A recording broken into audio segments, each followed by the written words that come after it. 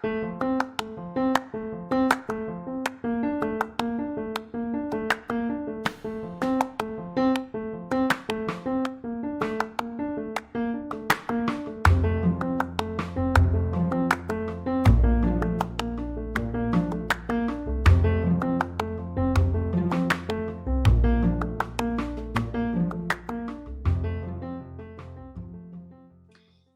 crisis que vivimos hoy es también un momento muy oportuno para impulsar la acción por una recuperación verde.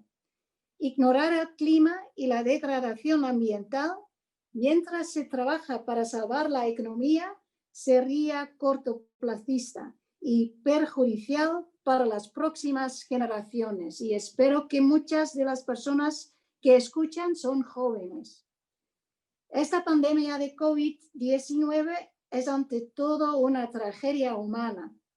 Los gobiernos de todo el mundo tienen la responsabilidad de abordar sus impactos sanitarios, económicos y sociales y también de proteger a sus ciudadanos de las conmociones externas e internas y prepararse para futuras amenazas.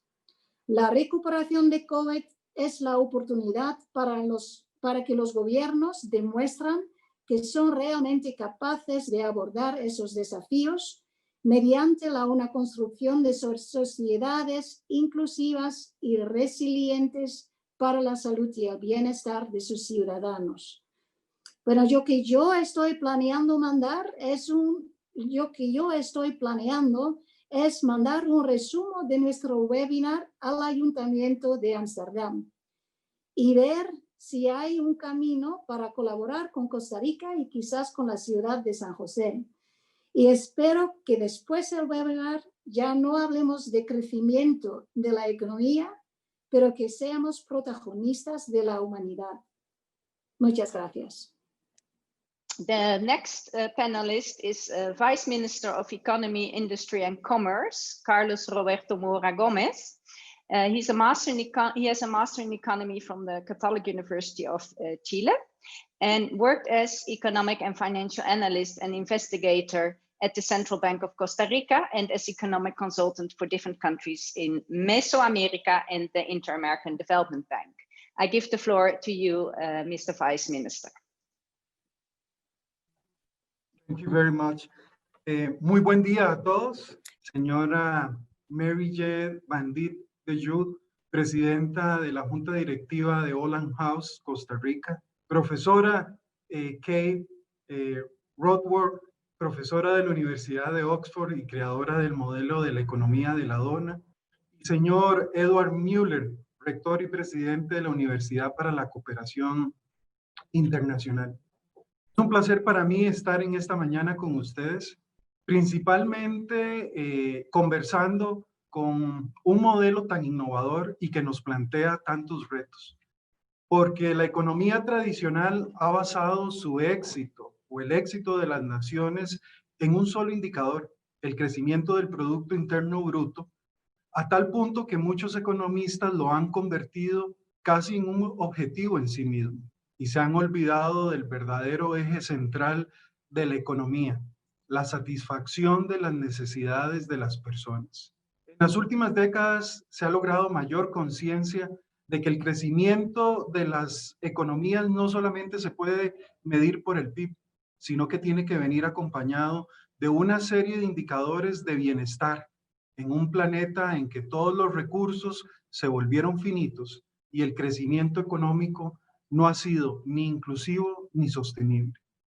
Precisamente la economía de la dona persigue ese objetivo de satisfacer las necesidades de todos, haciendo un uso eficiente de los recursos finitos y garantizando la sostenibilidad medioambiental. Además, el modelo es meticuloso al repasar los 7 aspectos en los que la economía convencional no ha resuelto. Costa Rica se ha identificado y se ha posicionado en el mundo como un país verde, no solamente por el color de sus bosques y de su exuberante ecología, sino también porque es un país que ama el medio ambiente, lo protege y lo respeta.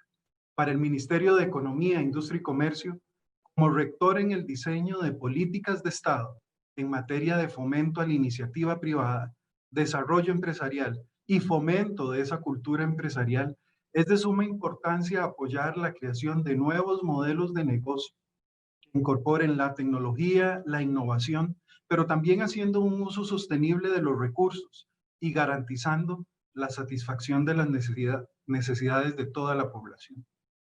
Quiero agradecerles, es un honor estar precisamente en la presentación de este modelo acá, con todos los panelistas y con todos los espectadores, y quiero terminar citando una frase de la profesora Raworth. Este modelo podría ser la brújula que necesitamos para crear un siglo XXI más justo y seguro. Muchas gracias por la invitación y espero que sea de mucho provecho este conversatorio. Buen día. Equal. Thank you very much. Good day. Thank you so much, Mr. Vice Minister. Also very inspiring words. We will now move on to the first panelista with presentation, which is Kate Raworth, economist, professor of Oxford University and the creator of the innovative model of the Doughnut Economy. And I actually want to ask the other panelist, Edward Miller, the director of the University for International Cooperation, to present Kate. Edward, go ahead. Thank you, Marije, for the opportunity, and thank you so much, Kate, for having accepted. This is actually a blended event. It's part of our regular program for the Certificate in Regenerative Entrepreneurship, where Kate had already offered to give a talk, and knowing that Kate is very busy, I decided to blend our activity when I got the invitation from Holland House. So thank you for joining.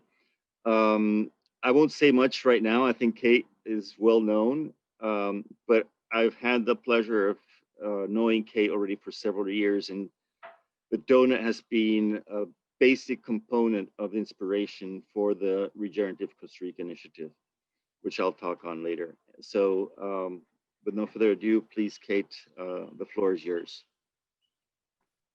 Thank you very much, Ed. And it's sincerely an honor to join all of you, Ambassador Pirenne and Vice Minister Mora and everybody on this conversation. I'm really looking forward to what we can co-create here today, because we're going to be talking about new ideas. I have to say, I have a very English cat sitting on my lap, and his ears were pricking up because he could hear the sound of Costa Rican birds. And I could tell he was like, what is that? So it's beautiful to hear the sound of the birds in the background where you are. So I'm going to share my screen because what I'm going to talk about is best told in pictures. So yes, we're going to talk about donuts, only the conceptual kind. We shouldn't be eating too many donuts, just the ones in our heads are the good ones for us. And I'm going to talk about possibilities of downscaling the donut for Costa Rica, which is a project I'm loving working on with Eduard and many others in Costa Rica. So let's just start with the 21st century, because it's begun with multiple crises, from many countries experiencing financial meltdown in 2008. We know we live in an era of climate and ecological breakdown, which is undermining the landscapes and the livelihoods and the security of populations in so many countries. And then most recently, every nation is facing COVID lockdown, whether at the street level or the national level. So these crises, I believe, are arising out of the very systems that we've created. We have economies that aim to expand endlessly. And this seems to be what happens when we have an attempt to have endless financial expansion. The system collapses on itself. An endless energy and material expansion, we are disrupting the life supporting systems of our planet. And then we've had endless human expansion and connection into wildlife spaces, but also intense connectivity between countries, which means we make ourselves prone to pandemics like COVID-19. I believe these repeated crises tell us that it's time, as the Vice Minister so eloquently put it, to seek more than the single number of GDP growth as the way of guiding ourselves in the 21st century. And of course, all of these crises that I'm mentioning have sharp inequalities of gender and of race, of wealth and power between the global north and the global south. And we need to bring solutions and new orientations that are mindful of all of those inequalities, because they are very real. So for this, I want to offer a donut, the conceptual kind, and you can take it as a possible compass for human prosperity in the 21st century. So for people who this is new to, let me explain. Imagine humanity's use of Earth's resources radiating out from the middle of that picture. And that means the hole in the middle of the donut is a place where people don't have the essentials of life, where people don't have enough food, decent housing, clean water, good healthcare, good education for their children, connectivity, political voice, gender equality. And these 12 dimensions on the inside, I have drawn them from the Sustainable Development Goals. And the power of that is that every government in the world has already agreed that every person in the world has the right to meet these essentials. So we must leave nobody in the hole of the donut. Get everybody into the green ring. But there's a very big 21st century but, because we now know that the way that humanity is putting pressure on Earth's systems is beginning to push us beyond an ecological ceiling of resilience and thriving health. We are causing climate breakdown. We are acidifying our oceans and creating a hole in the ozone layer, and catastrophic loss of species from insects to fish and coral in the sea. So these 9 dimensions around the outside are the planetary boundaries, which were recognized by leading Earth system scientists just 1 decade ago. This is such new science. This is such a new understanding that humanity is only just beginning to grasp. So when I put these together, the social foundation and the ecological ceiling, we can say that the goal of the donut is to meet the needs of all people within the means of the living planet. It sounds so simple, but it's actually a new orientation for humanity, because as the Vice Minister said, the governments we've had for the last 80 years at least have not been aiming for that. They've been aiming for GDP growth, which sometimes might go along with it, but a lot of the time it's not automatically going to go along with it at all. So we need to refine and sharpen up our policy making. This picture shows us the goal of where we want to get to, but we're very far from that. This picture shows us the extent to which we are currently in shortfall and overshoot at the same time. So all of the red inside the circle shows you the number of people worldwide who don't have the essentials of life. On food, you can see there's a little red wedge. It goes 11% of the way to the middle of the circle, because 11% of people don't have enough food to eat every day. But there is shortfall on every one of those dimensions. Most of those people are living in the global south. And as we know, I can walk out of my house here in Oxford, I can walk into the streets of Oxford, I will meet people who don't have a place to sleep, who don't have decent healthcare or food or political voice. So there's also extreme deprivation in the midst of the wealth of the global north.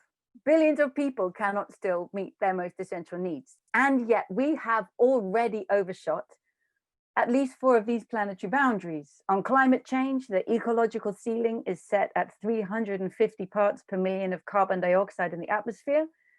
Today, the world is over 415. We are massively overusing fertilizers, nitrogen and phosphorus, that is not taken up by plants, but goes into the water and kills off aquatic life. We've seen massive biodiversity loss in terms of species loss, but also the breakdown of the integrity of ecosystems, and land conversion of humans. Conversion of Earth's surface is too great. We need to pull back and make more room for nature.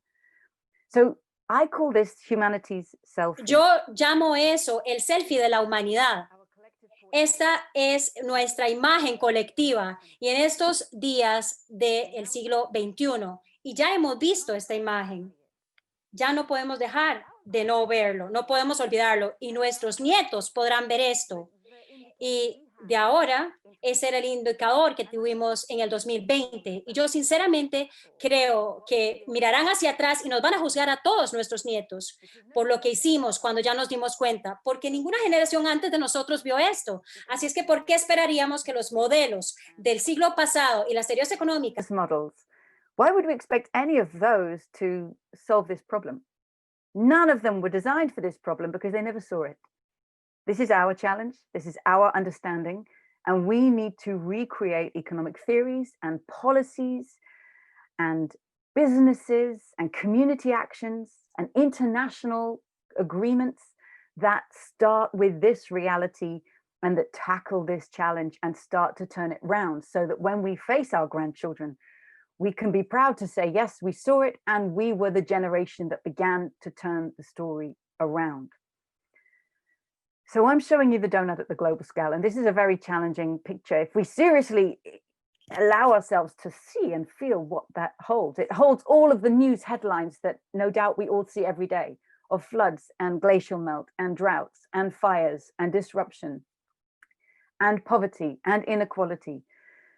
So let's orient ourselves towards actually acting on it, and in the places where we are, turning them around, because this picture at the global scale may encompass the whole of humanity.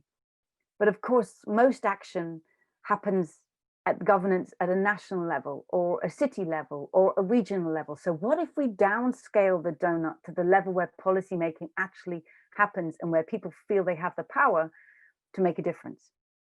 Well, here's the University of Leeds, some brilliant researchers there, downscaled the donut for 150 countries. And I'm showing you just 3 here.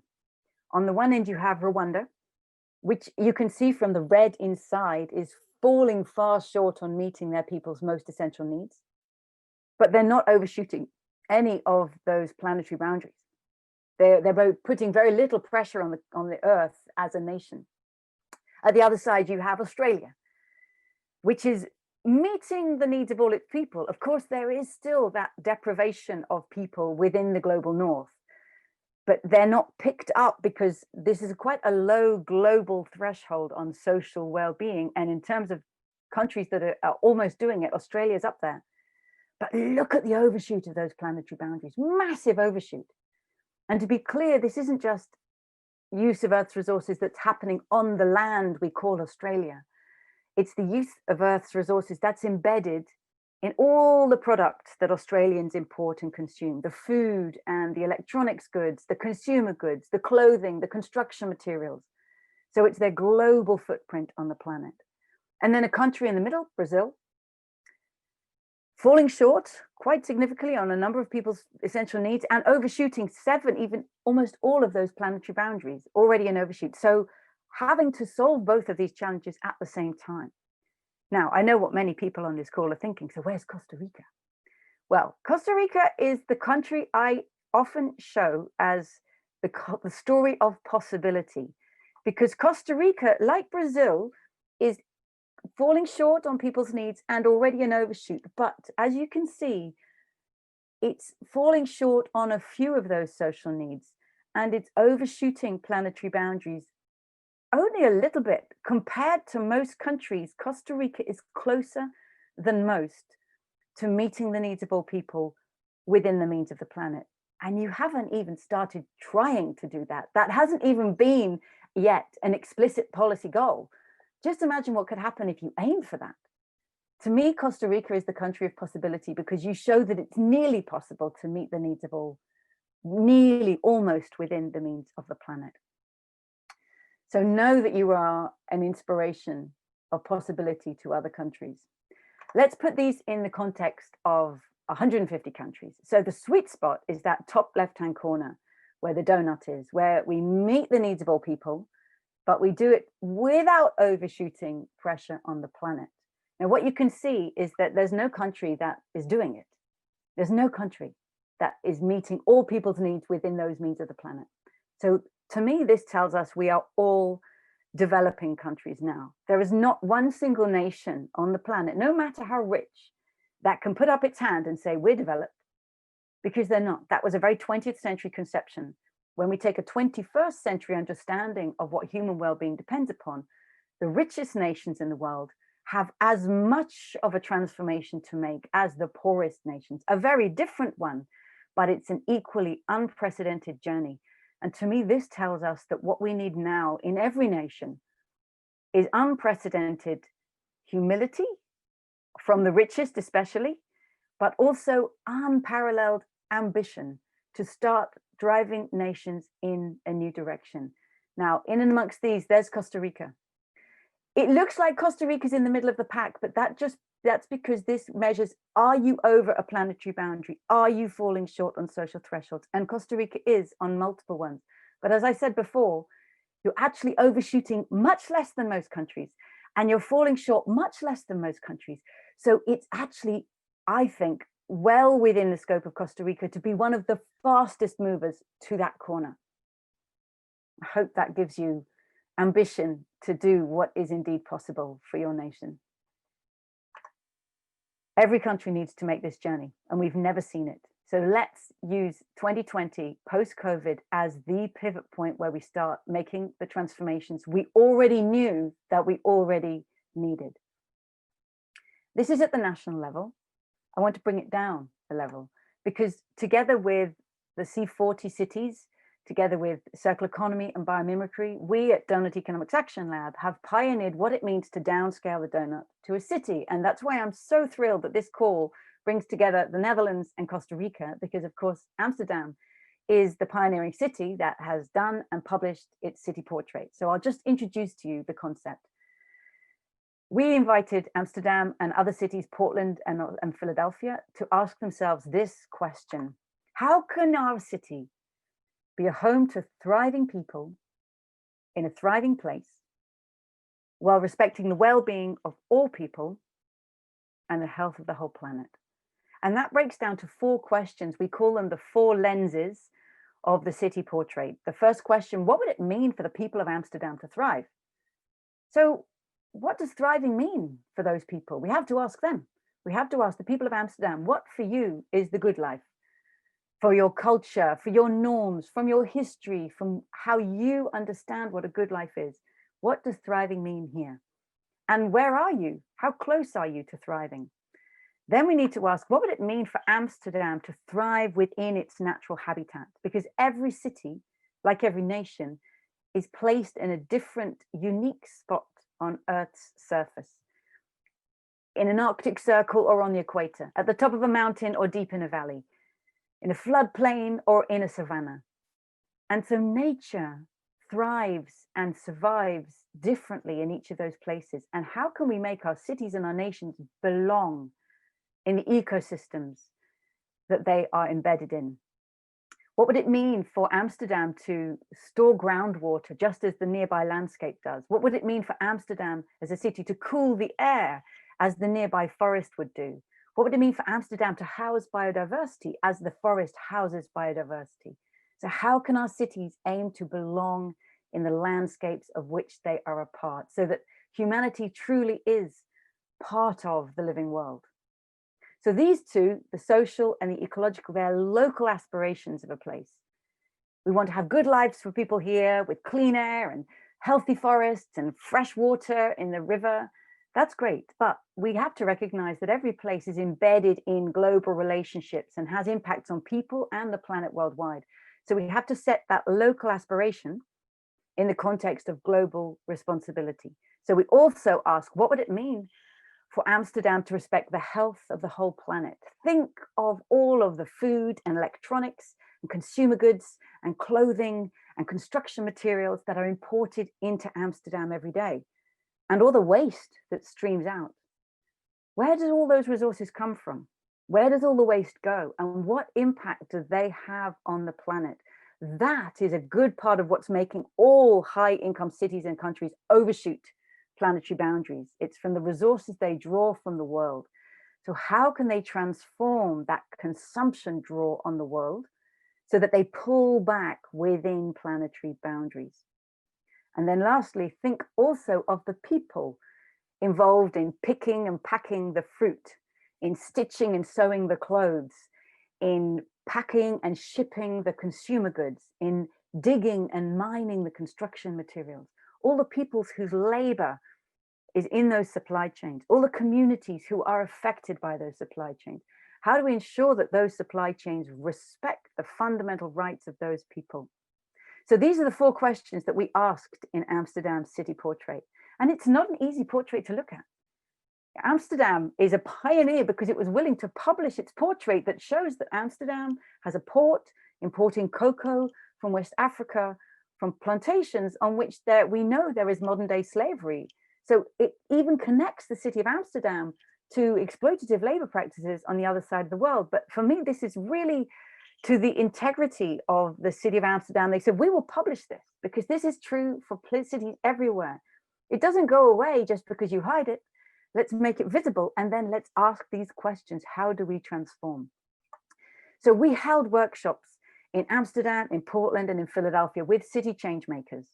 And as you can see, they are sitting around their own city portraits, engaging with it with stickers and with pens, really looking at the connections between these four lenses, looking for the opportunities, looking for the tensions, looking for insights that you would never see if you don't take this holistic perspective. Here's Amsterdam city portrait, and let me give you one example that comes out of using this portrait in a holistic way. So the city of Amsterdam say, we know we need more housing. We have people moving here, we don't have enough housing. But if we were just to build housing in the way we've always built housing, we will exacerbate climate change. Rather than coming back within planetary boundaries, we'll go further out. So we can't do it the same old way. We have to create circular housing. We have to have construction that uses resources again and again, that uses materials far more ecologically, far more carefully. Now, how do we design that? How do we design circular housing construction? And let's use the city portrait to think about that. So if we're going to design circular housing construction, how do we ensure that it mitigates climate change by reducing far fewer carbon emissions? But it also, how do we do it in a way that reduces air pollution, that creates far less waste generation by being circular, that uses far less land than we would normally have done? How do we do it in a way that actually sequesters carbon locally? We can make timber buildings so that you're capturing carbon in the very body of the building.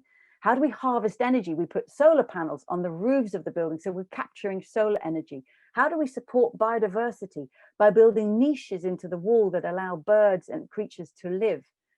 How do we build these circular houses in a way that builds community in this city, that makes that housing affordable, that makes jobs and good income for people in the construction, that ensures the health of the occupants and ensures diversity in who can afford to live there? And how do we do it in such a way that we ensure the materials that we're buying from across the world respect the rights, the health, the employment, the security, and the communities who are providing those materials? So you can see just from this one question of how do we design circular construction for housing in Amsterdam, it invites us to look at it through these holistic lenses. And we've found from cities who've used this, they say it really opened up our minds to looking at far more innovative ways of designing the policies we were already going to design, or creating a COVID recovery strategy in a far more holistic way than the narrow thinking that we set out on. We also believe that there's a real potential to take the city portrait and turn it into a tool for the city change makers themselves. So layering onto the statistics that we've gathered here, examples of transformation already in practice. It's already happening. It's sometimes just hidden. Let's make it visible. Layering on the connections that people can see between the different lenses, the synergy and the tensions. Layering on people's values and what the community see matters for them locally in terms of the local green spaces, their sense of their relation to the rest of the world. Layering on stories and quotes and histories and lived experience from the very different neighborhoods to show the diversity of realities in Amsterdam. And layering on initiatives, ideas that people have for transformation we could make here that would have all sorts of knock-on effects on our whole city portrait. So we believe the city portrait has a huge potential to come alive in the hands of the community. Amsterdam published its city portrait in April. That was the month that Amsterdam had its most intense COVID infection rate. And the city government said, we're going to do this because we may be in an emergency, but we can't stop the process of government. And as we start to emerge from this emergency, we'll be asking ourselves, which way do we want to go? When we reboot and rebuild our economy, which direction do we want it to point? Do we want more of the same that we already knew was wrong? Or are we going to pivot to where we already needed to go? And so they published the city portrait as a tool for envisioning and shaping their COVID recovery strategy. We, in the team that created the methodology, simultaneously published the methodology so that cities and change makers everywhere could see exactly how we did it, and they could take it and adapt it to their own place. And without any of our involvement, already since April, so many places, from cities and towns and neighborhoods, even to nations, have said, we are doing this. We are adapting this methodology to where we are in our own place. And one of those, of course, is Costa Rica. And I'm really enjoying working with Eduard and others to see how we can bring the donut to Costa Rica. And I want to talk more about that. So we can see the potential for downscaling the donut at multiple levels. And I've got here just 4 examples. From the neighborhood level in Ladywood, which is a very underserved neighborhood in the city of Birmingham in the UK, to the county of Devonshire in the southwest corner of the UK, to the city of Amsterdam, the story I just told, and here to the nation of Costa Rica. These show that this could be transformative at different scales, and that there are pioneers and leaders everywhere who are saying, we see the relevance of this framework in our community, and we want to be the first to adapt it to this context and our reality and our interests. And we know that's going to inspire people and places worldwide. I was in a shop in my neighborhood recently, and I found this wrapping paper. And I thought, that's the wrapping paper we need, because it's the donut at the national level and the city level and the local level, showing that it can be done at many scales. So let me pose for you the possibility that you could do a Costa Rican national donut. What would that mean? And I invite everybody on this call, whether you're in Costa Rica right now or we're all thinking about Costa Rica, let us invite ourselves to ask these questions through the lens of this beautiful country. So how can Costa Rica be a home to thriving people in a thriving place while respecting the well-being of all people and the health of the whole planet? Well, what would it mean for the people of Costa Rica to thrive? The people in all their diversity, the people in cities and out living in the forests, the people who are involved in agriculture and the people who are involved in industry, the people who are as young as these and the people who are old. What would it mean for all the people to thrive? The culture, the norms, the value, the histories, the aspirations of the country. What does that mean for you? And where is the country now? What would it mean for Costa Rica to thrive within its habitat? How its cities are built, how its agriculture is practiced, how its tourism industry is embedded within the forests. How could all of these different industries and services and urban spaces belong to the beautiful, unique ecosystems that we call Costa Rica and that the world celebrates? What would it mean for Costa Rica to respect the health of the whole planet? Yourselves, like every other nation, are importing food and cosmetics and electronics and clothing and construction materials. This is a photograph from the Amazon, where we know that deforestation is happening for soy plantation, for beef production. How can Costa Rica ensure that it's not part of putting that unsustainable pressure, that degrading pressure on planet Earth? And think of all the people in the supply chains. Costa Rica's imports, whether from the United States or from China or from Guatemala or from other countries, who's involved in those supply chains? What's the labor of the people caught in those chains? How do we ensure that what we're importing and using respects their rights?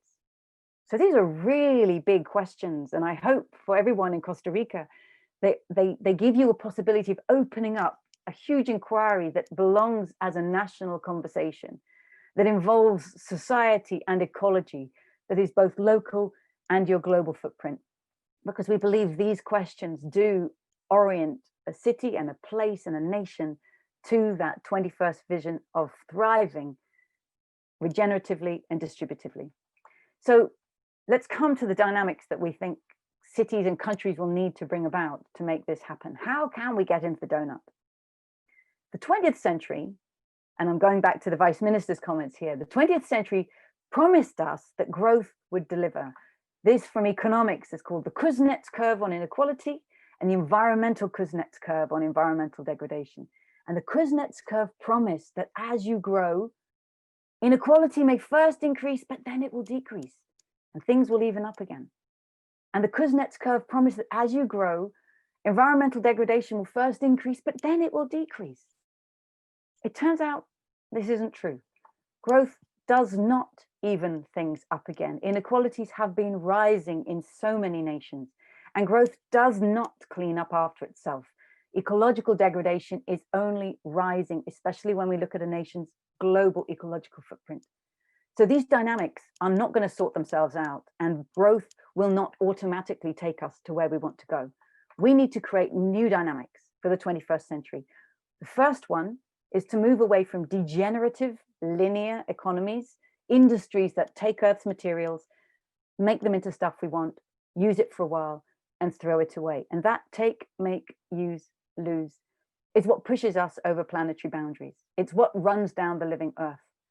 We need to bend those arrows into loops and circles so that we reuse and refurbish and recycle and regenerate Earth's living systems, allowing nature on one hand to regenerate through regenerative agriculture, regenerative food systems, but also all the technical materials from a computer mouse to a mobile phone, to the clothing we wear, to the houses we live in. These materials too must be reused and recycled and restored far more carefully and collectively than any industrial design has done before. It's a phenomenal opportunity to create circular economies where waste from one process becomes food for the next. And this will massively reduce our footprint on the planet. But we also need to create economies that, instead of centralizing opportunity and value in the hands of a few, as the rise of the global 1% has shown, we need to create economies that are distributive of opportunity and value. That starts, of course, with investing in the health and the education of every child. But it also means creating distributive enterprises that are owned in a way that share the value with employees and through supply chains. It means owning land and ensuring that land is used in ways that are distributive of value, not collecting it in the hands of the elite few. It means creating industries that are distributive with small and medium enterprises in a network rather than dominated by one large corporation. And of course, it means creating an international trading regime and financing regime that rebalances the power of global North and global South. So these dynamics, I believe, need to be at the heart of national strategies. What that would look like in each nation is for that nation to determine. As Ambassador Pirenne said at the beginning, the donut doesn't tell us how to get there. It shows us the goal, it gives us the dynamics, but how in every country is going to be that country's national story.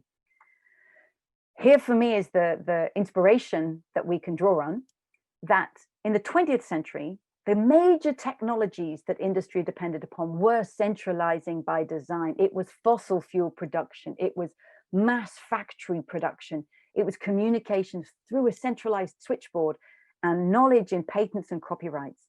And these technologies centralized the returns in the hands of a few. And we are an extraordinarily lucky generation. I mean, there's a lot of unlucky things that we are born with and responsible for, but here's our luck. We are alive at a time when technology is asking to be distributive by design. Energy is asking to be generated in distributed networks, so small that you can have them on the roof of your house or in this village in India. Production is asking to be desktop, 3D printing. It's asking to be small scale farming and agroforestry. Communications are asking to be in the hands of every person, a node of the network in every hand, including this lady in Tanzania. Unprecedented reach of human connection. And knowledge is asking to be shared through the commons so that we can co-create designs. I think there's an unprecedented opportunity to bring these technologies together and create 21st century industrial futures and agricultural futures that can be truly regenerative and distributive by design. Let me end here. We need to start 21st century economics recognizing that the economy is embedded in society and embedded in the living world. This has to be the starting common sense for 21st century economics, knowing that how we design our economies must be in collaboration and coherent with the thriving living world. But even just when we go inside the economy, 20th century economics started always with the market, the supply and demand, and then brought in the state. And the trouble with that is when we begin with the market, we imagine ourselves just as rational economic man. Are you a consumer or producer? Are you labor or capital? And it puts us into this role of being competitive and self-interested. That's the story we're told of who we are or should be in the economy. But this is just one sliver of our identity. Bring in the state and we may be public servant. We may be resident, voter, and protester, all of these crucial roles that we play in our relations with the state, in the household, parent, partner, relative, or child, in the commons, a volunteer, a sharer, a co-creator, or a steward. And many people have experienced during lockdown of COVID that when the marketplaces were literally closed, these household, state, and commons roles, the we of society has been renewed, re-remembered, rediscovered. And so many people say the one thing I don't want to let go of from lockdown is that sense of connection. This is definitely true in Western atomized societies. So we need the skills and the recognition that all of these I'm showing on the screen, all of these are our economic identities, and that our economies depend upon the thriving interconnection between the market, the state, and the household and the commons, because they're all sources of our well-being. At Doughnut Economics Action Lab, we are so inspired by change makers who have already just started putting Doughnut Economics into action. And those are the people we love to work with. We've set up a community platform and we invite everybody on this call, if you're inspired, to please join, become a member, and see the tools and the stories that we've already created. And here are some examples of the tools and stories, from a Maori reinterpretation of the donut to here, Regenerate Costa Rica. It's an interview conversation between myself and Eduard about the initiative of Regenerate Costa Rica. I think Costa Rica is one of the countries that sincerely has the greatest opportunity to demonstrate to the world what it means to become a doughnut economy, to become regenerative and distributive by design. And I jokingly like to say that I won't be surprised if you rename yourselves Costa Regenerica, because that would be a very fitting name. So let me end there with this big question that I offer to you as a nation. And I really look forward to hearing Eduard's comments and the conversation afterwards. Thank you very much. Thank you very much, Kate, for this very inspiring presentation. So the question for everybody is, how can our city or our country be a home to thriving people in a thriving place while respecting the well-being of all people and the health of the whole planet? I think that is a great question that we can all take with us as a learning. And I'm sure that you presented already a little bit on Costa Rica, and I'm sure that Edward Miller will also will go more into depth in the case of Costa Rica, as he is the leader of the Regenerate Costa Rica initiative. And before I give the floor to him, I would like to ask everybody who has questions to write them in the chat, because we won't have the chance to let everybody speak. But if you write your questions in the chat, we will ask Kate and Edward and Christine and Vice Minister Carlos Mora the questions that you write down there. So without further ado, Edward, the floor is yours.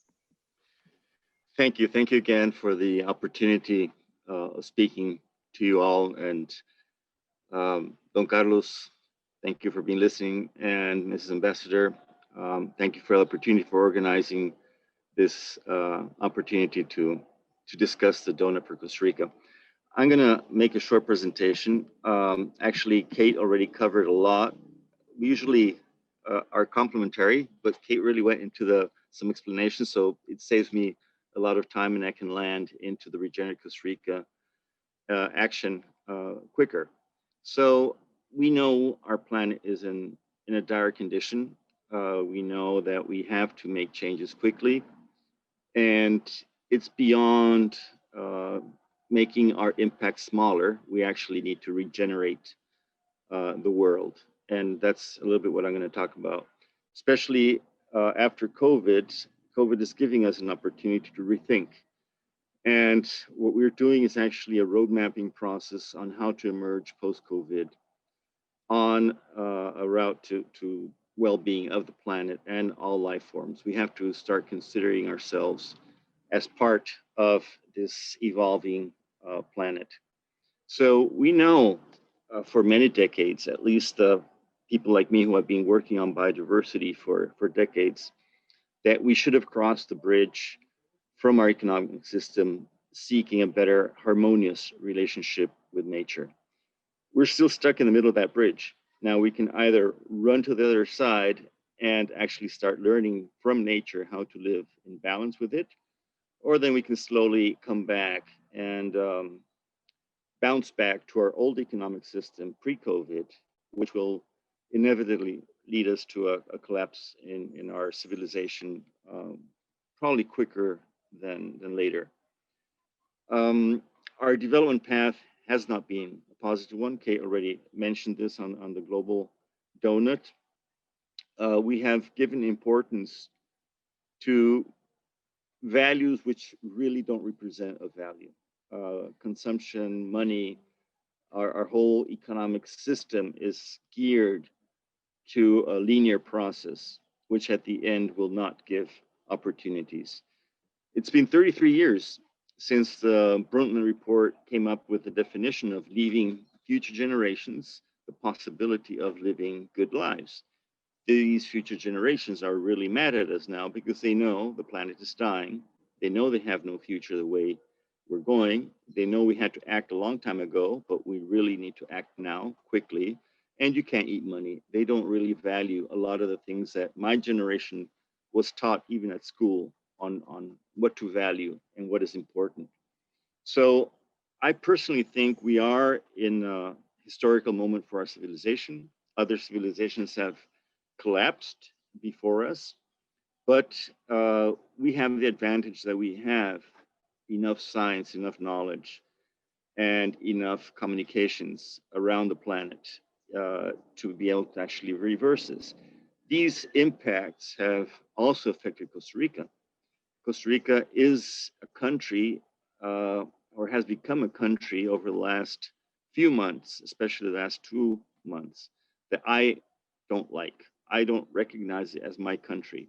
We see the manipulation of the right-wing parties together with religious groups and others really trying to polarize our society and break it apart. And if you can do that, you can govern very easily.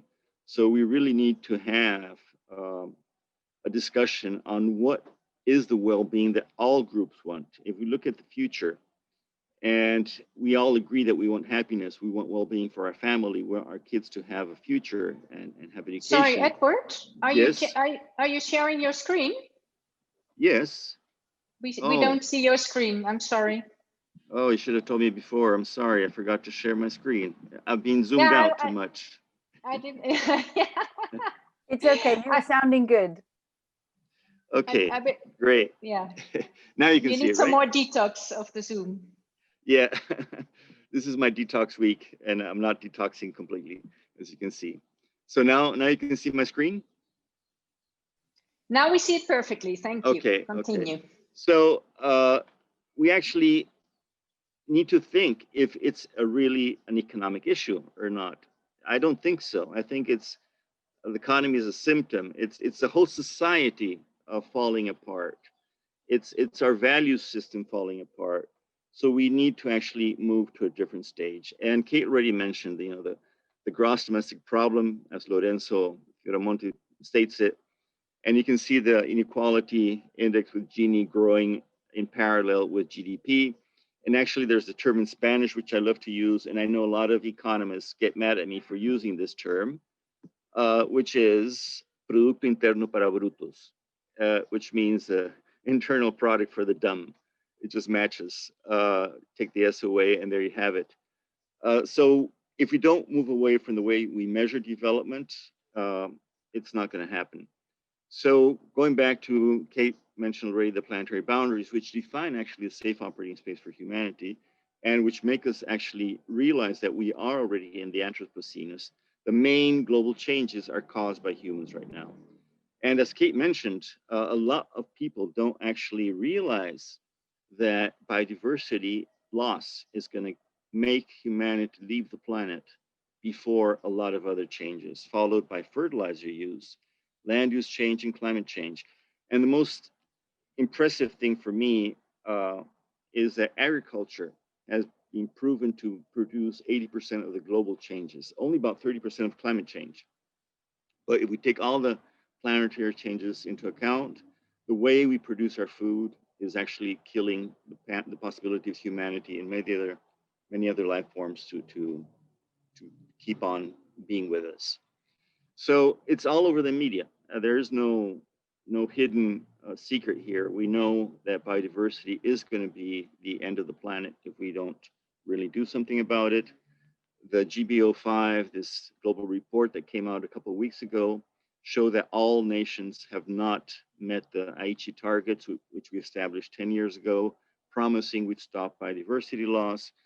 Actually, I am, and I grew up in a country, and some of the background noise, you might hear the monkeys that are howling just a few meters away from me. A tremendously biodiverse nation, and also a region with huge cultural diversity. Now, this cultural diversity has a huge amount of knowledge that is really required to learn how to live in harmony with our ecosystems. And we're losing that cultural background more quickly than we're losing biodiversity. The kid on the left, he's my oldest son. There he was 3.5 years old. He looks like this, and that's my granddaughter. The kid on the right is my youngest son. He's now 8, and there he was 3.5, already in a national park. The only difference is that he could see less than half the life that his older brother saw. So in Central America, we've lost over 50% of our biodiversity, and this is populations. At the global level, it goes from 60 to 90%. So we are in a very difficult situation in terms of biodiversity loss. Climate change, we already knew that by this year, we had to reverse the emission process. We know now that even in spite of COVID having produced an impact, it's still not enough for us to save the planet.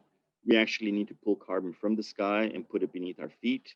Just reducing emissions will not allow us to keep on. With 38 degrees centigrade in the Arctic Circle and the huge methane release, you can see the crater at the right, and the forest fires that are releasing huge amounts of CO2. Australia almost doubled its emissions last year with the fires, which killed, by the way, over 1 billion animals. So we are moving into a stage that is going to be critical if we don't act. And it's not lack of information. Every year we produce so much information knowledge. What we've forgotten to do is transform that into wisdom. So we really need to sit down, be mindful, and use information for making decisions at political level, at academic level. And these decisions have to be holistic.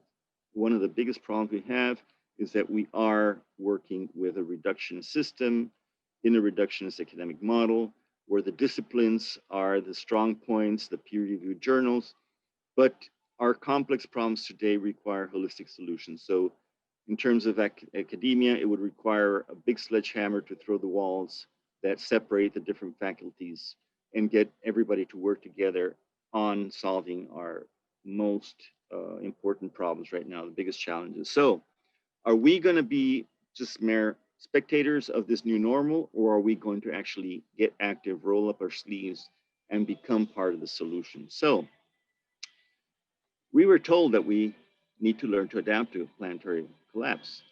I'm not going to do it. I think we need to know that we can still build our future. So let's forget about adaptation. And I know a lot of friends are going to get mad at me for saying that, but actually let's start rebuilding the future, rethinking the future, bringing nature back.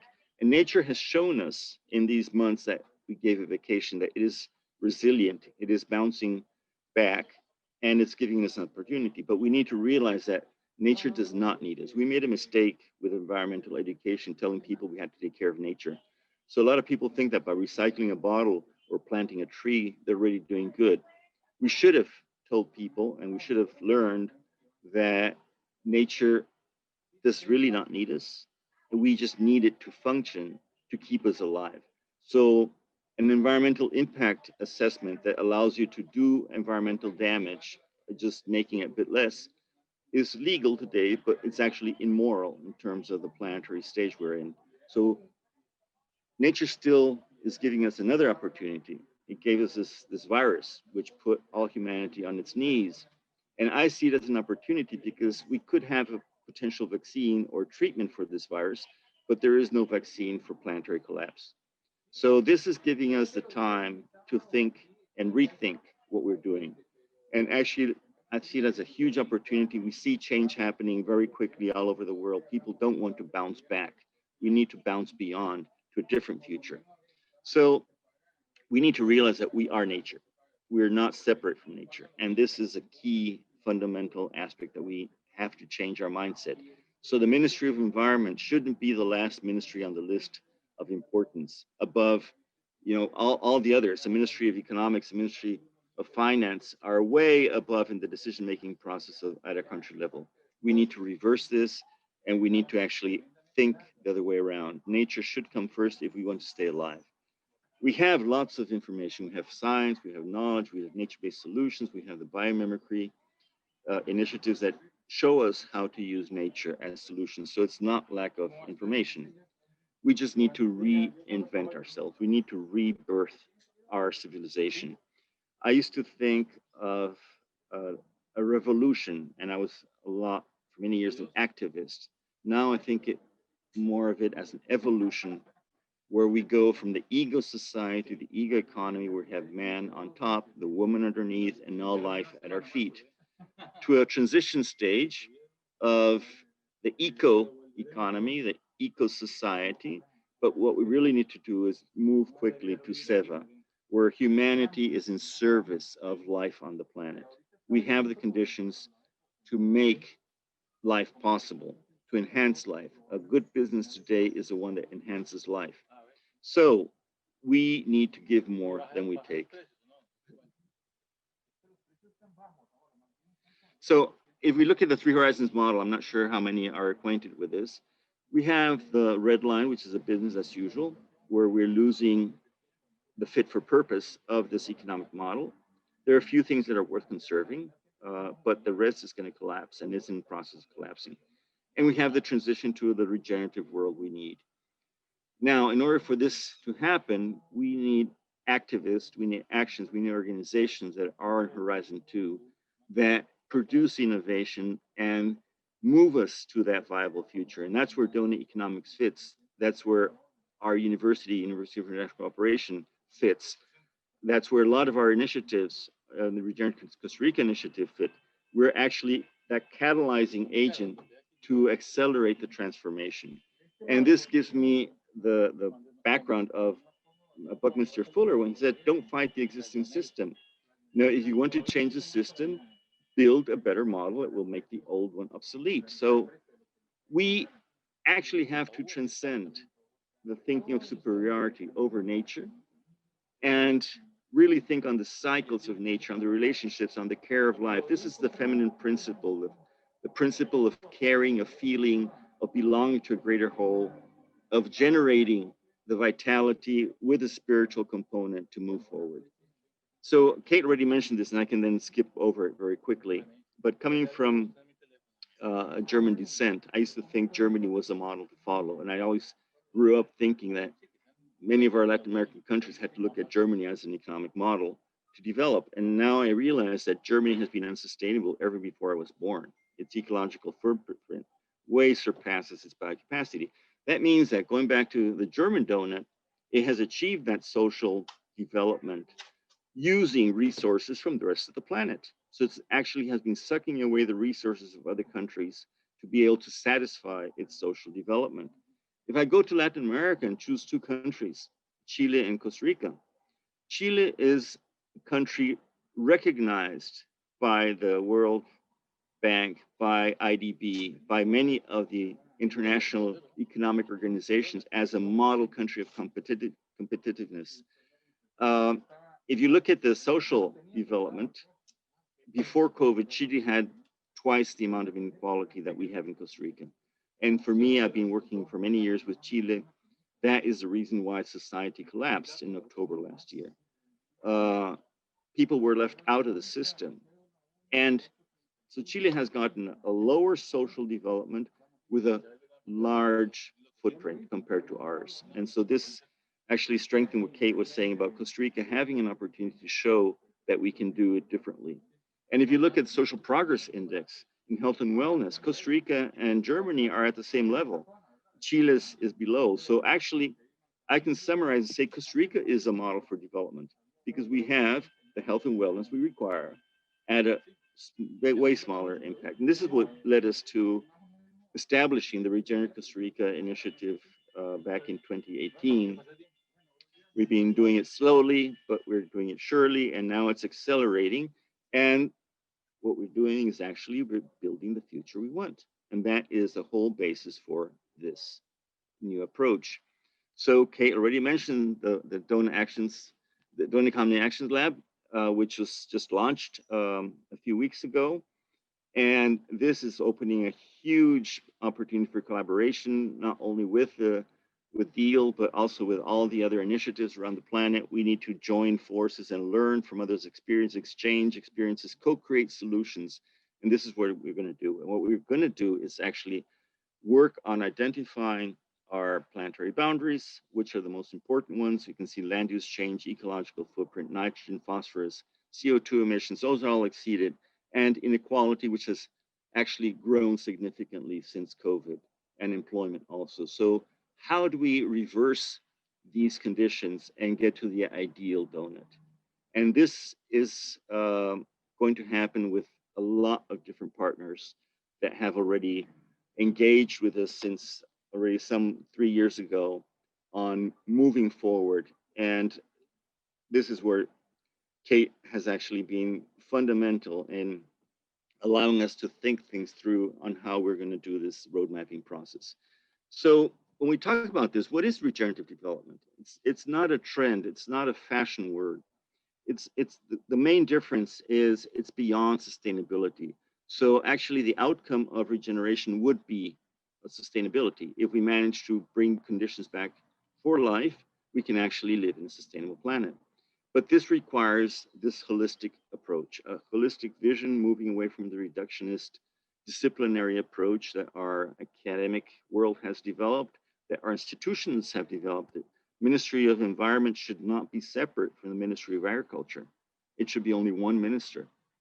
So we need to really rethink even the institutions, and that will take time. So let's not fight the system. Let's just build a better one and make the old system obsolete. So if we think we need to benefit all life forms in every activity we do, we're on a good trend. And we need to measure development. Why not with happiness and hope? Our children need hope. Right now, they don't have hope.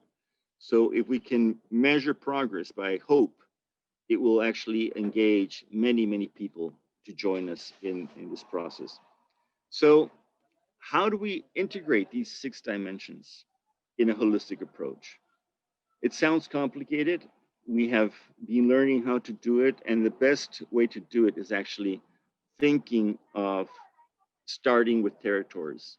So we need functional landscapes. That means that any landscape, be it an urban landscape, a rural landscape, a productive landscape, a conservation landscape, protected area, whatever, a marine landscape, has to produce ecosystem services. So it has to have the biodiversity required for it to function and give us chances to enjoy life. And we need to measure it then with different indicators. So instead of working through the disciplines, we need to work across disciplines, solving problems. This is an initial map of one of our global, or actually national meetings. We're using the 7 vortex to actually be able to map the complexity and then be able to work on the interactions of some of the components. We're developing a set of actions. So functional landscapes will be vital for us to reduce our planetary limits that we've exceeded. We're working with Savory. We're actually establishing a Savory hub in Costa Rica at the end of this year to transform all our cattle into holistic cattle grazing. That means carbon negative cattle grazing. Regenerative agriculture, we need to move away from pesticides and fertilizers immediately. The sooner the better. And this does not mean reducing production. We already know that we can increase productivity by regenerative agriculture. And as a side product, we have health. We don't have anymore the high levels of cancer and all the other diseases that are related to the use of chemicals. We need to regenerate and increase our biological connectivity, and that includes the cities, and we do have initiatives for biodiversity in cities already. We need social regeneration. We need people to actually realize that they are forced, actually, we have to participate in defining our future. So we have to get involved in the decision-making process, and the governance in the future will be local. It won't be centralized. The centralized governments are not being effective. We obviously need regenerative economics, and that's where Kate comes in, and quite a few other initiatives. We need regenerative cultural design. So our culture is actually, in our case, we see it as the glue that holds society together and what makes us different than people in the Netherlands or people in Japan. It's not only arts and theater and music, it's beyond that. So it's actually that shared belonging that we need to get our people back together, to stop the polarization, to think in the future of what is actually needed and wanted by everyone, no matter what political party they belong to right now. So we can look at the future. We don't even have to deal with the current issues, which are not really important in terms of survival on the planet. We need regenerative politics. I would love to see a lot of young women taking the place of white-haired guys like me, men, or orange-haired men, and getting really these girls, these young women, to start making decisions, because the feminine principle is in them, in most of them. So we need that transition. And this cannot be done without spirituality. And when I speak with other academics and presidents of universities, and I say that spiritual component is the most important component, they actually look at me in a funny way and even ask me, how do you measure the effect of teaching spirituality? When I tell them you don't teach it, and you can't measure it, but it has to be part of the curriculum. We need to move to that deeper consciousness. So just one example of work we're doing right now, and we started already in different parts of the country, but we're very focused in Guanacaste right now. Since agriculture is 80% of global changes at the planetary level, let's start with agriculture. So we need to realize that agriculture is biology, not chemistry.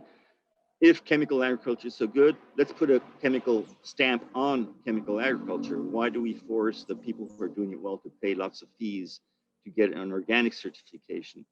We already know that regenerative agriculture produces better, more quantity, and more sustainably and more resilient to changes at the planetary level. We need to bring in knowledge from other sources. So the academic Western knowledge is good, but here we have Don Manuel Castellanos, indigenous person from Lacandones in Chiapas. And this is an empty lot that was regenerated. On the left, it's a high tech from a Western university, a very well-known Western university. On the right-hand side, the same area, there's actually in the field a yellow string that divides the two. Manuel managed to bring ecosystems back. So we need to learn how to use all this indigenous knowledge, community knowledge, campesino knowledge. Everybody has to be part of the solutions. And Manuel has actually achieved 5% carbon for 50, 60 centimeters depth in his ground, in his soil. So how to regenerate soil? Let's look at how our ancestors have done it. We have also used other methods. This is Felix Cañet. He's one of the founders of the food security system that saved Cuba from starving when the Russians moved out and the blockade was there. And we've been using these highly productive, diversified agriculture regenerative processes to start feeding people that didn't have food and were starving, didn't have jobs during the COVID. So this has actually been very, very efficient. Production has now started, and people are actually recognizing that we can actually produce quicker and more abundance and better food with regenerative processes than with traditional agriculture. Now, in the case of Guanacaste, which is our pilot area, now most important, we started with other regions in the country, but due to the affected society there because of the closing of tourism, we're actually linking it to regenerative tourism. So developing a post-COVID type of tourism that will be regenerative. We're working with the local governments. We're getting an agreement with all the mayors of Guanacaste and manifestation of transforming Guanacaste into the first regenerative territory in Costa Rica. We're working, diversifying the economy and many other aspects, which I don't really have time to go into now, but I'm more than willing to talk with anybody afterwards. We have the science behind it. If we manage soils, we can actually reduce the CO2 excess we have right now in the atmosphere. This report came out just a few weeks ago. If we transformed all the cattle systems into regenerative grazing, we would capture more CO2 than what is released globally currently. And if we combine it with regenerative cropping systems, we have the most powerful tool, a lot more powerful than electric cars and alternative energy, to actually save the planet, because it will bring CO2 levels back to pre-industrial levels if we do it correctly and swiftly. So we need to focus a lot on the agricultural components. Now we're finally getting it out. Our friends from the Carbon Underground Kiss the Ground have brought out this documentary, which is actually getting regular people to understand the importance of soils. Our friend Alan Savory with the cow and the how, and being able to implement this holistic grazing systems that actually are the biggest carbon pump into the soil that we have. I won't go into details now, but cattle production can actually fix more carbon in the deep soil from 2 to 3 meters deep than actually a forest, which keeps its biomass, carbon in the biomass, which is now being more and more exposed to fires. We are using regenerative money, regenerative currency, the first regenerative currency in the world, which is seeds. And seeds is actually funding a lot of this, these components together with Wix.com. That's also being very generous in providing some initial funds for this initiative. The Wellbeing Economy Alliance, of which I'm proud to be a member of its global council, is also doing tremendous efforts at the global level. This is a new initiative. We just launched it last week, Bounce Beyond. We need to bounce beyond this economy and not bounce back into the old economy. And that is actually creating the infrastructure for all these initiatives: Doughnut Economics, Regenerative Economics with John Fullerton, Kristen Felber's Economy of the Common Good. All of these initiatives, they're complementary, they're not competing. Now, we need to get these into mainstream. So Bounce Beyond is actually generating the conditions to support the transition to these new economic models. For this, we need to re-educate. We need to change the way we're teaching our professionals. They're growing under uncertainty, permanent change, planetary collapse is exponential, technology development is exponential, 10 jobs that don't exist yet, 9 will be totally different. We don't even know in the next 10 years. So we really need to start moving our education to something different. So when do we start talking about critical skills and not soft skills? Those are the most important ones that a student has to learn.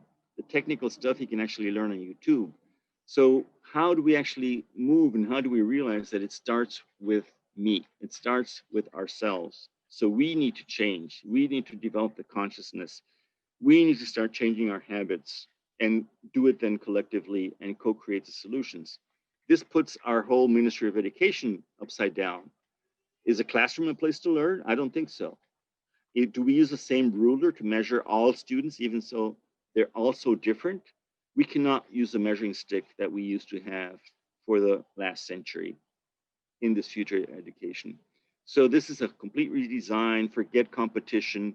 We need to do collective learning, co-creating solutions where a farmer that never went to school, an indigenous person, and a Nobel Prize have a saying in this co-creation process.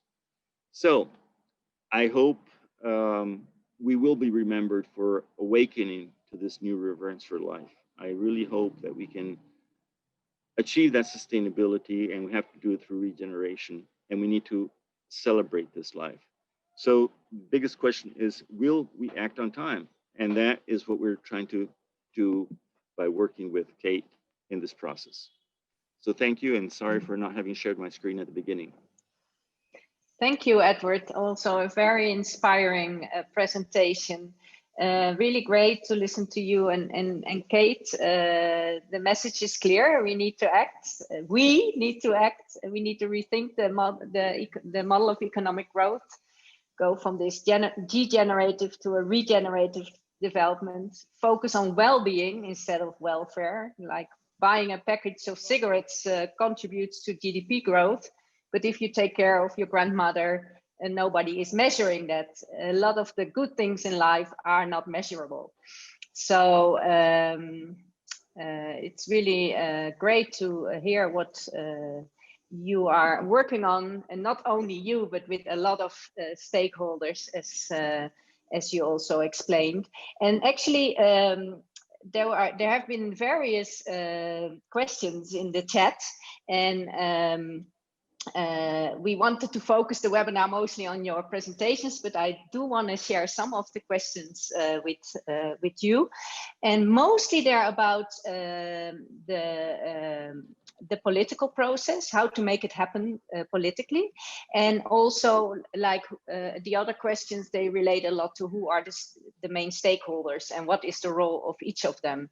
Maybe to retake one question, actually, both Pablo Zamora and Floribet Gonzalez, they asked what was the political process to make Amsterdam's leadership adopt this model?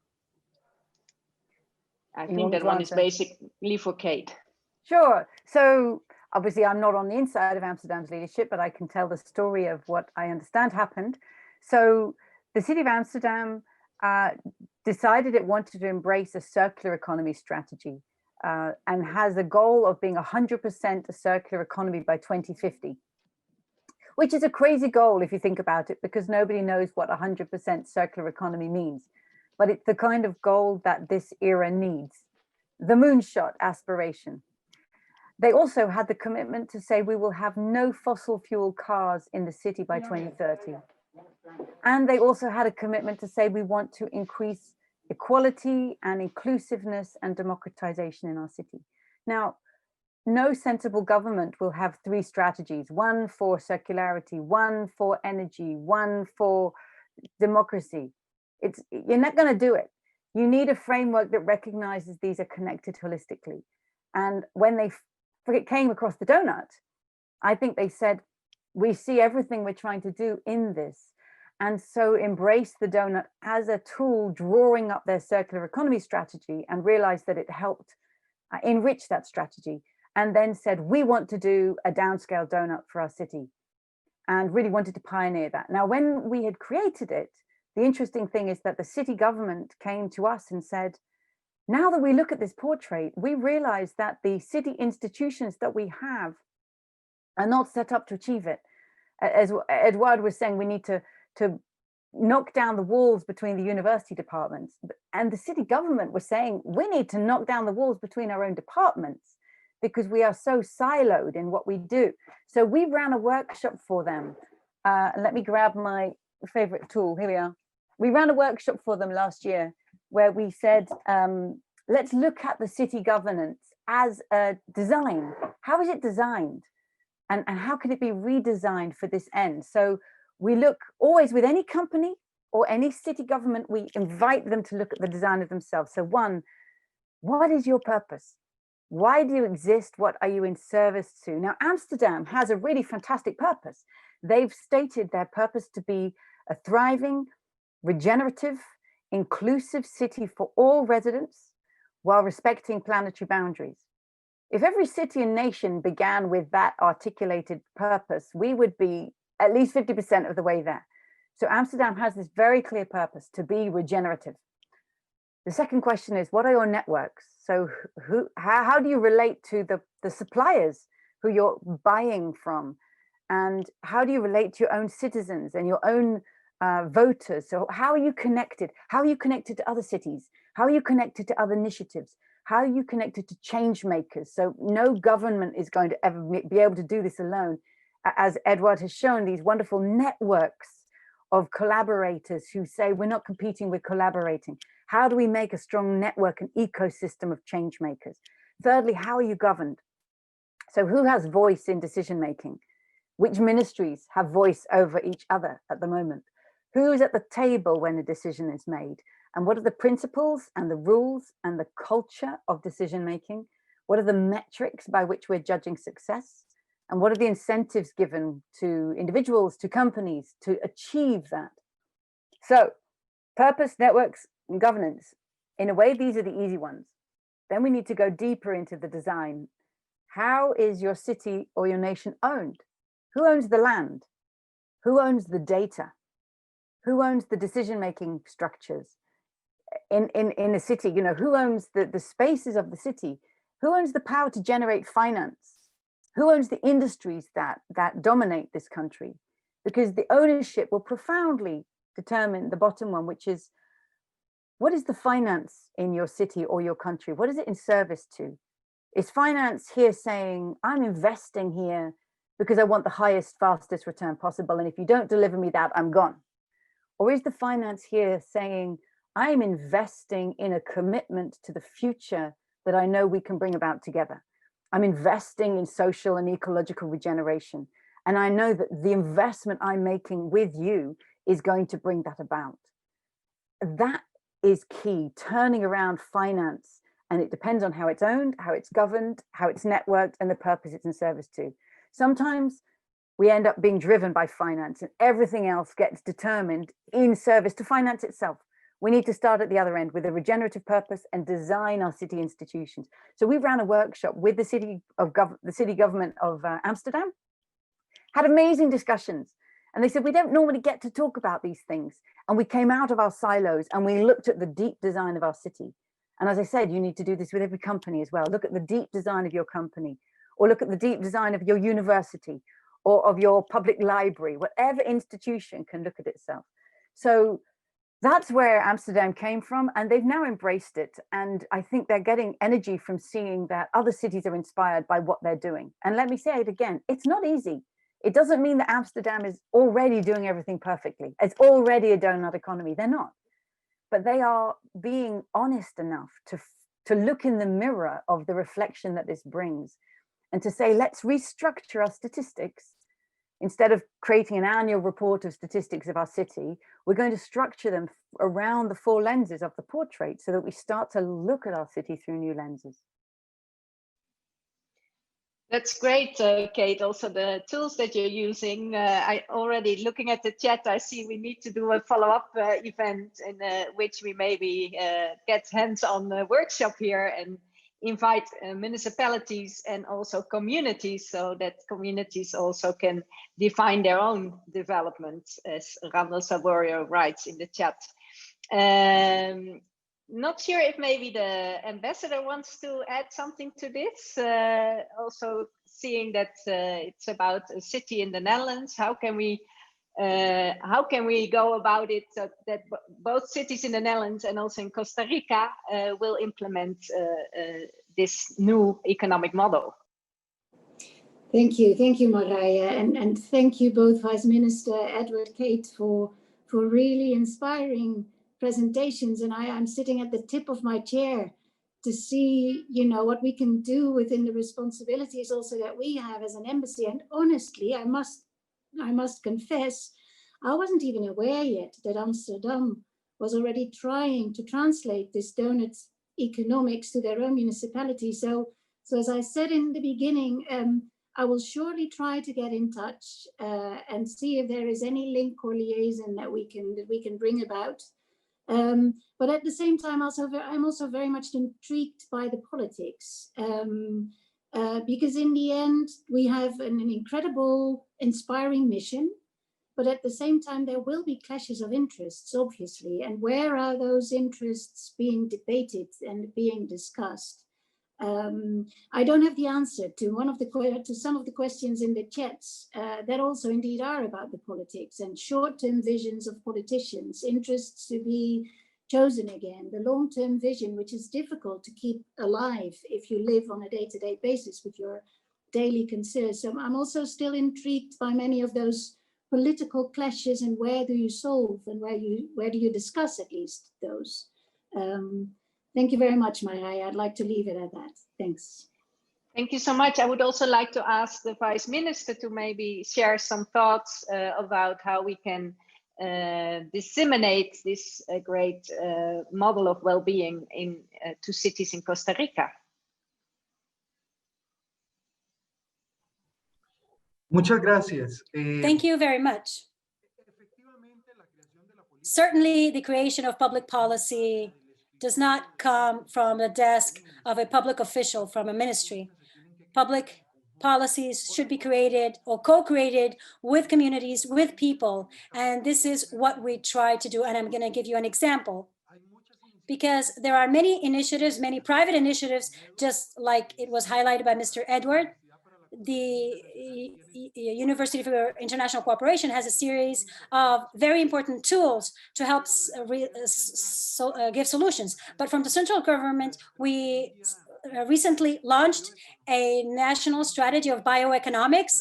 And although bioeconomics can be just a portion within this entire strategy, we actually aspire to make this a tool with which we can make the economy more dynamic, this new economy and that new strategy for the 21st century that can allow us to take into consideration much of the issues and problems that were mentioned today, and to be able to build together along with everyone or stakeholders those tools or solutions.